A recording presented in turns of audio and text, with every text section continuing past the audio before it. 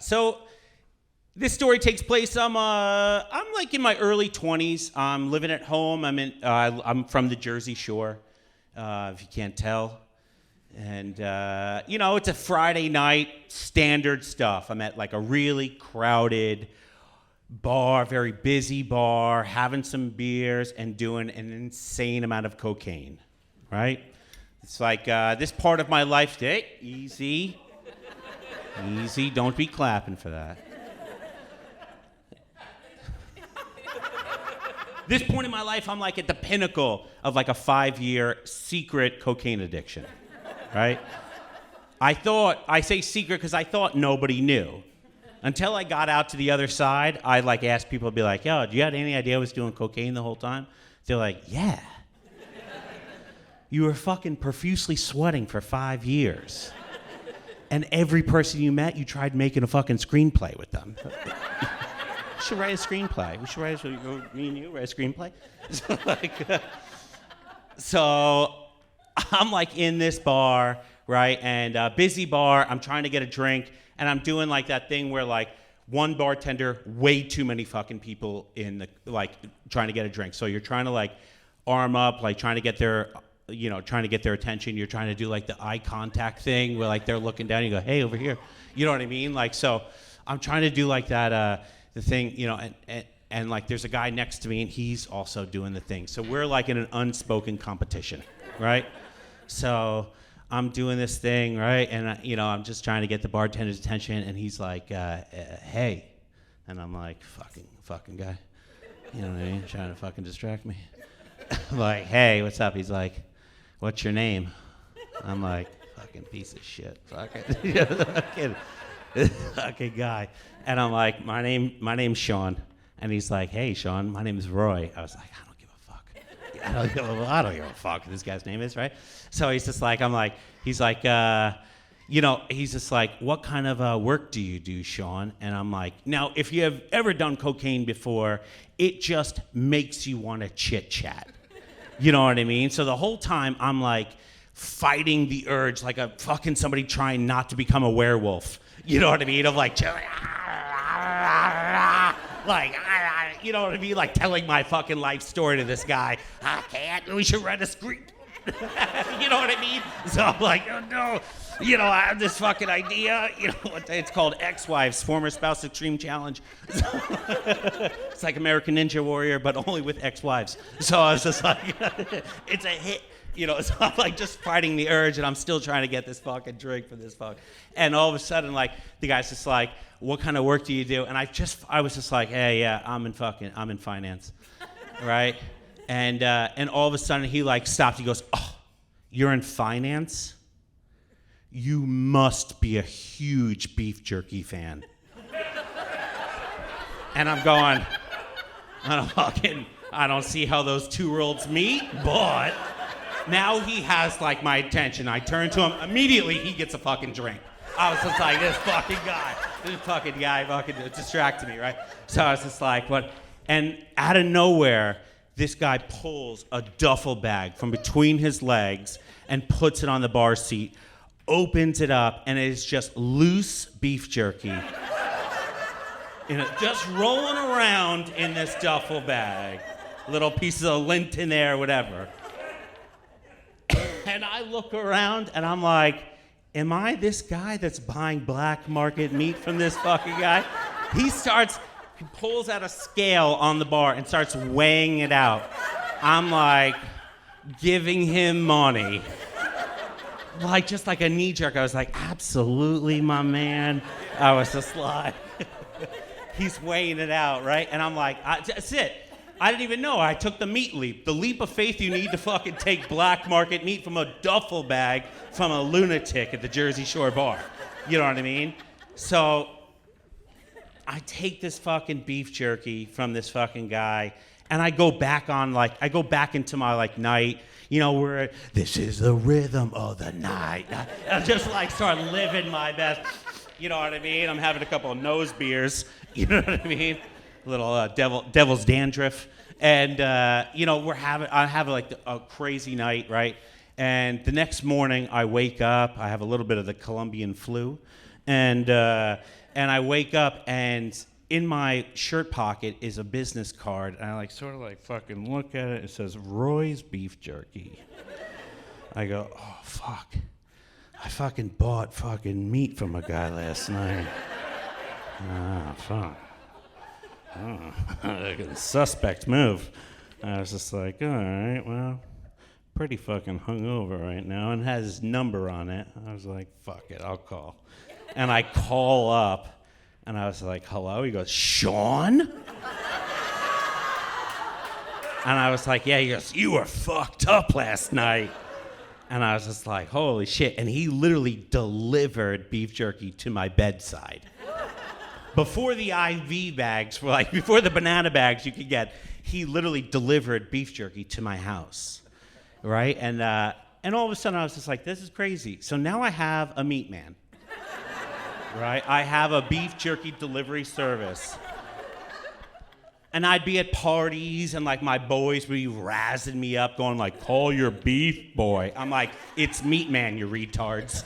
And I'd fucking call him, and I'd be like, and I'd try and like fuck around too. I go, Roy, is this the biggest jerk I know?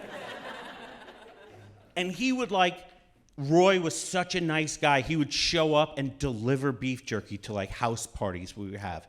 And we'd always try and like fuck with him, but he'd always like kill you with kindness. You'd make fun of him and be like, you guys are fucking hilarious. And he would just like roll with the punches. He was actually a really sweet guy. And then I started hanging out with Roy, right? And him and I would hang out for a very short amount of times. We'd have hang sessions, but they were very truncated. Because Roy, we'd go to a bar, Roy would be like, hey, like, he would try and sell the beef jerky in the restaurants we would be in. So he would always get kicked out. He's like, I have one, then I got to get kicked out. You know what I mean? He'd go like table side trying to like peddle this beef jerky, right? And he was a nice guy. He told me his story. His story was like, he did a construction job and somebody couldn't pay him. So they gave him a meat dehydrator as payment. And he just sort of pivoted and said, I'll make money off this, right? So Roy and I were rocking and rolling. You know, we had a lot of things in common. So, like, it's Christmas Day. My parents are having like a Christmas party, and like I'm in the house. All my family's there, and we're having a couple of drinks. And I was just like sitting to myself. I go, you know what this fucking party needs?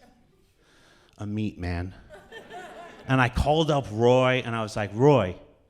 I was like, what are you doing? He's like, nothing. I'm a fucking meat man. I was like, get over here now. So Roy shows up to my parents' house, right?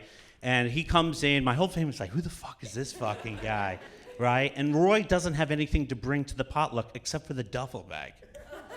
So he brings the duffel bag in, and everyone's like sort of like looking at it going like, oh, fucking loose meat in a bag. I don't know. You know what I mean?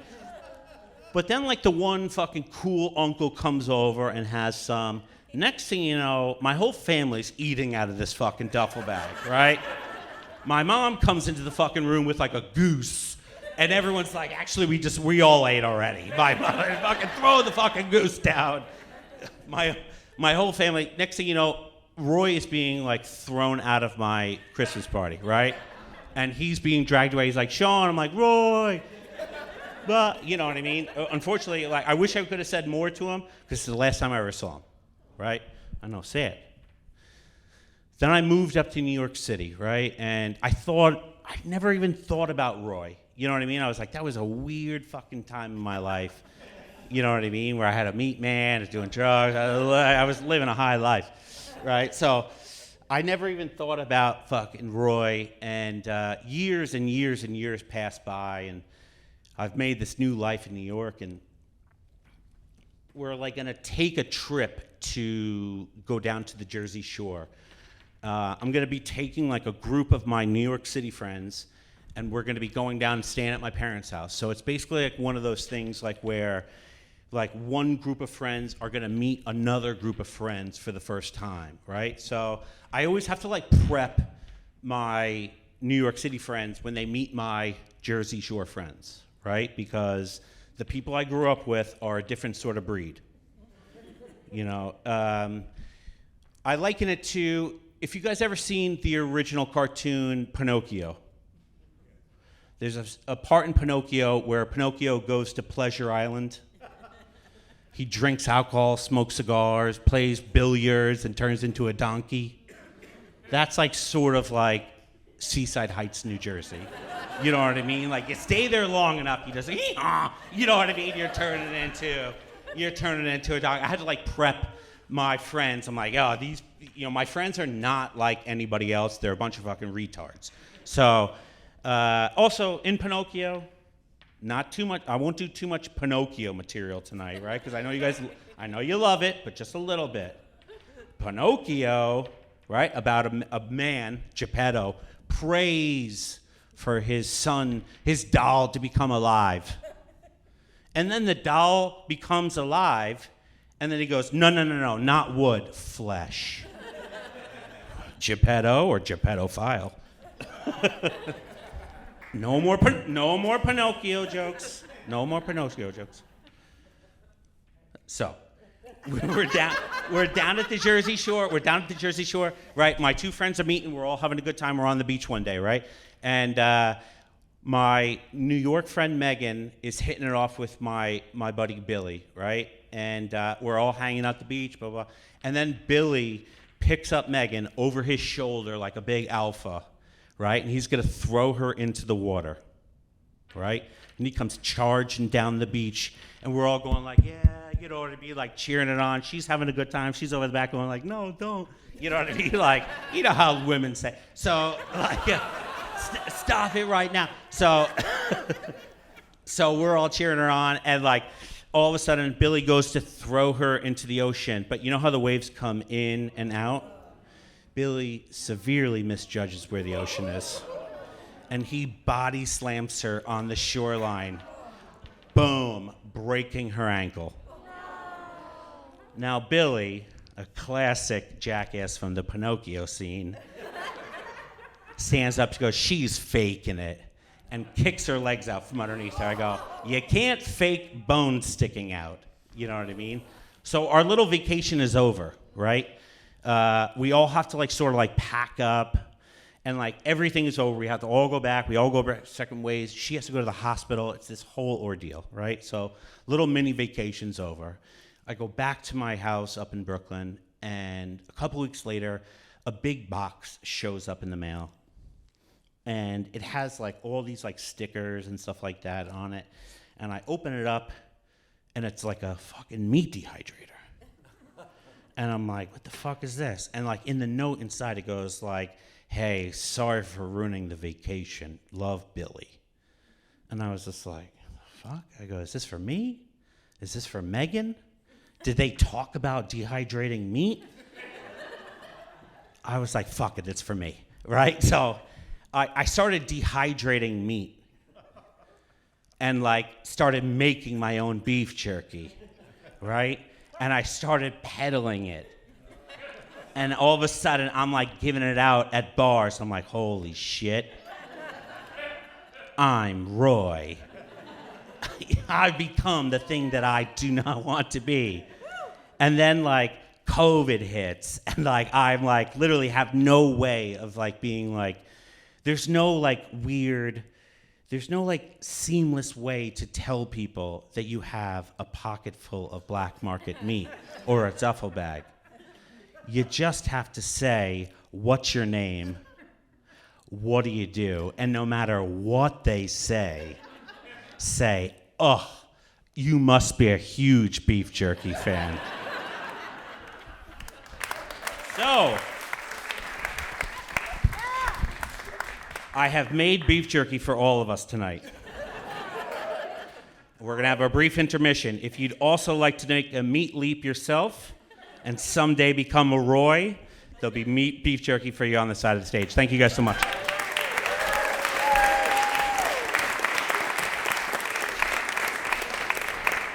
Meatman Sean O'Brien, everybody.